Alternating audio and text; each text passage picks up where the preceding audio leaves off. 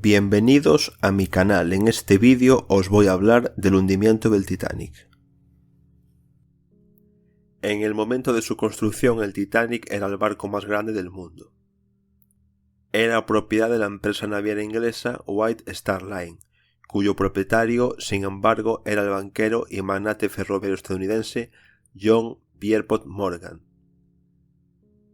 White Star Line también poseía otros dos barcos de la misma serie, Olympic y Britannic.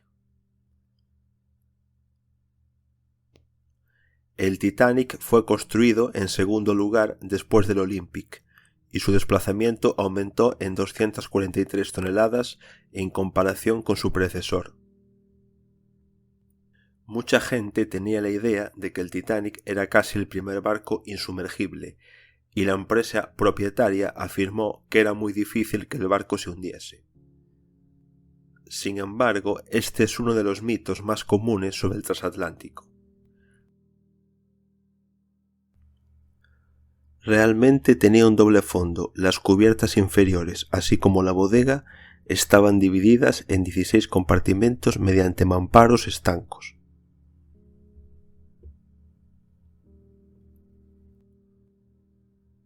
El Titanic, en teoría, permanecía a flote si dos compartimentos o 4 compartimentos adyacentes de proa o popa se inundaban.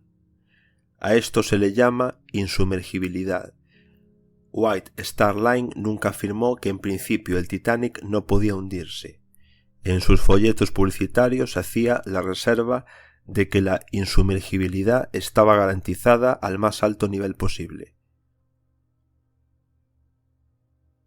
Sin embargo, fue precisamente esta característica la que aprovecharon tanto los periódicos como el público en general, cuando el transatlántico se hundió en su primer viaje.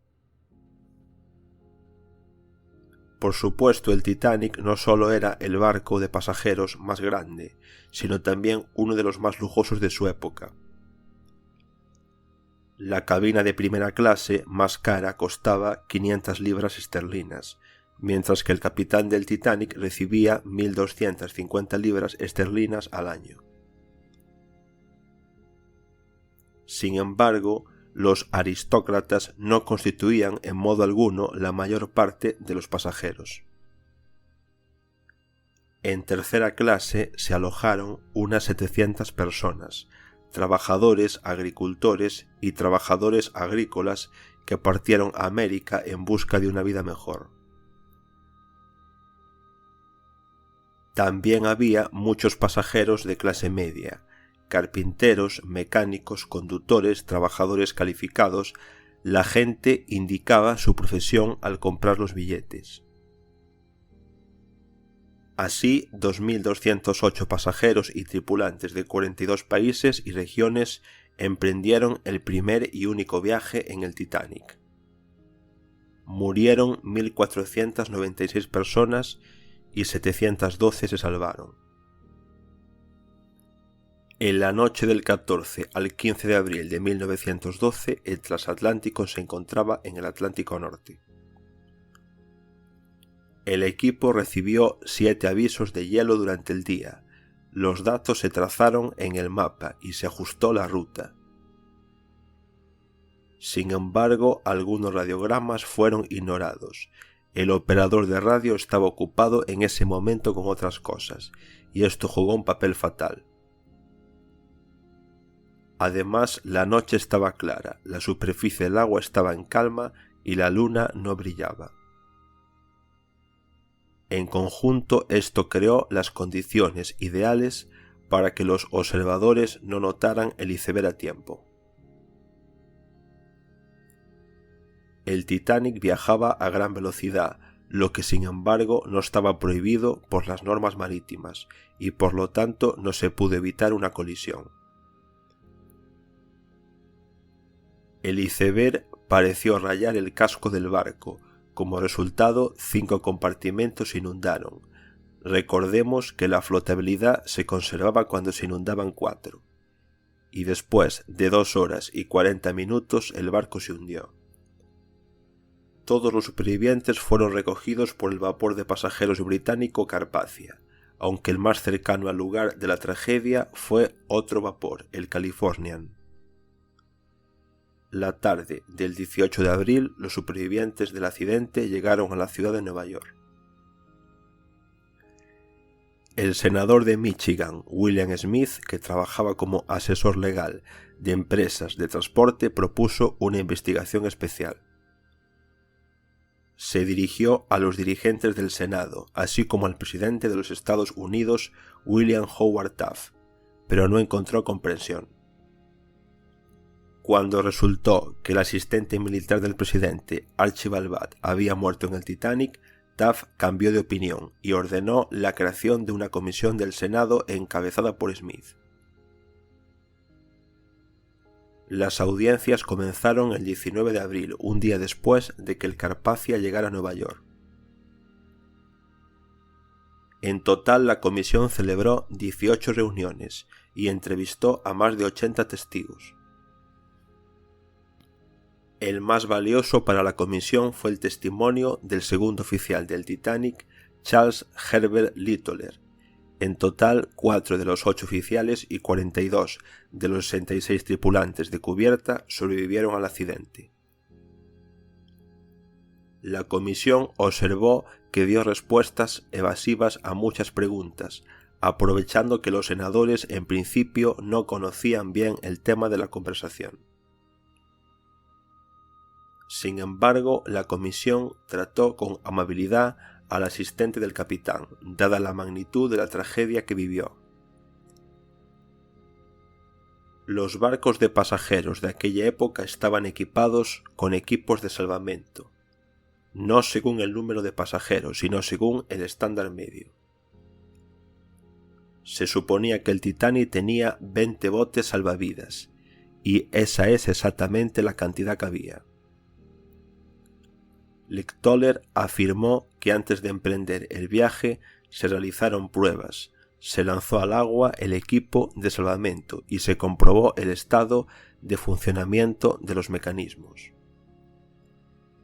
Sin embargo, el asistente del capitán ocultó parte de la verdad. Ninguno de los tripulantes sabía si era posible botar un bote completamente cargado. Por eso en algunos botes había asientos vacíos. La tripulación no quería correr riesgos, por miedo a la sobrecarga. Según algunas estimaciones, se podrían haber salvado 400 personas más. La comisión también estaba interesada en saber si se había hecho todo lo posible para salvar a los pasajeros, y si los pasajeros de la tercera clase tenían las mismas posibilidades de subir a los botes que los demás. Hubo otros testigos. El segundo operador de radio, Harold Bright, dijo que no sabía nada sobre los radiogramas que podía recibir su colega Phillips. Resultó que la coordinación del personal a bordo del barco estaba alterada. Uno de los oficiales, Joseph Bochal, supuestamente notó un barco literalmente a unas pocas millas del Titanic, que no brindó asistencia al transatlántico. El marinero Frederick Flett, que vio al desafortunado iceberg, dijo que no había binoculares en el puesto de observación. Aunque los marineros los pidieron, los binoculares del Titanic, por una trágica coincidencia, en realidad estaban encerrados en una caja fuerte. Se concedió gran importancia al testimonio de Joseph Bruce Ismay, director general de la White Star Line, que también participó en el viaje inaugural del Titanic. En Estados Unidos en ese momento estaba en vigor la llamada Ley Harter, según la cual, en caso de naufragio, los pasajeros y sus familiares podían exigir una indemnización por daños y perjuicios, si resultaba que la dirección de la naviera sabía sobre la violación de las reglas de navegación. El Titanic pertenecía formalmente a una corporación estadounidense. Si la investigación hubiera descubierto que Ismay conocía las violaciones cometidas por el comando, las reclamaciones de las víctimas habrían abrumado a la empresa. Además, los senadores sospechaban que la sola presencia del director de la White Star Line pudo haber influido en las acciones del capitán, en particular la razón por la cual el Titanic navegaba a máxima velocidad. El 28 de mayo la comisión publicó su conclusión. La alarma en el Titanic no se anunció adecuadamente, los pasajeros no entendían completamente lo que estaba sucediendo y no hubo una alarma general. Los pasajeros de tercera clase no fueron avisados a tiempo del peligro, pero esto se debió en parte a que muchos de ellos tenían poco dominio del idioma inglés. La inspección preliminar de los equipos de salvamento no se llevó a cabo correctamente. El capitán del barco, Edward John Smith, demostró indiferencia ante el peligro, lo que fue uno de los motivos del accidente. Ismay, que era el director de la White Star Line, no dio órdenes de navegar al Titanic a máxima velocidad, pero su presencia pudo haber influido negativamente en las decisiones del capitán. Al final, la comisión estadounidense llegó a la conclusión de que la causa del hundimiento del Titanic fue de fuerza mayor, o según la ley angloamericana, un acto fortuito. Los británicos no acogieron con agrado la investigación del Senado norteamericano, creyendo que los estadounidenses habían excedido en su autoridad. La tripulación del barco, oficiales de la Royal Navy, se vio obligada a testificar ante funcionarios estadounidenses, y esto fue un duro golpe para el orgullo británico.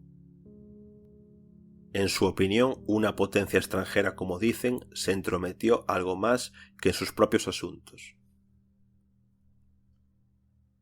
Los británicos crearon su propia comisión, que incluía principalmente a personas familiarizadas con los asuntos marítimos y los armadores. El objetivo principal de esta comisión fue el comportamiento de la tripulación, es decir, por qué muchos marineros se salvaron mientras que los pasajeros morían. Lord Mersey, que encabezó la comisión, finalmente admitió: «Los testigos me convencieron de que los oficiales cumplían sus funciones de manera muy concienzuda, sin pensar en sí mismos».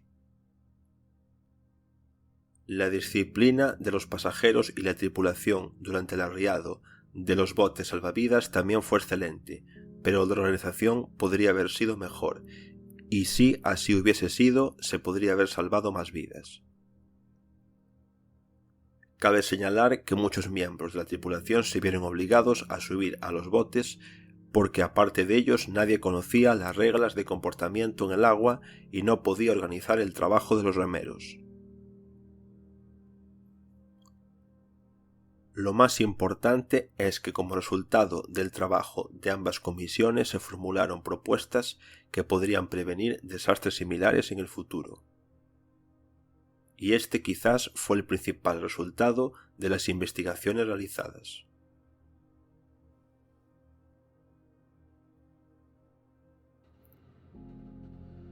Aquí finaliza este vídeo, gracias por haberlo visto y nos vemos en mi próximo vídeo.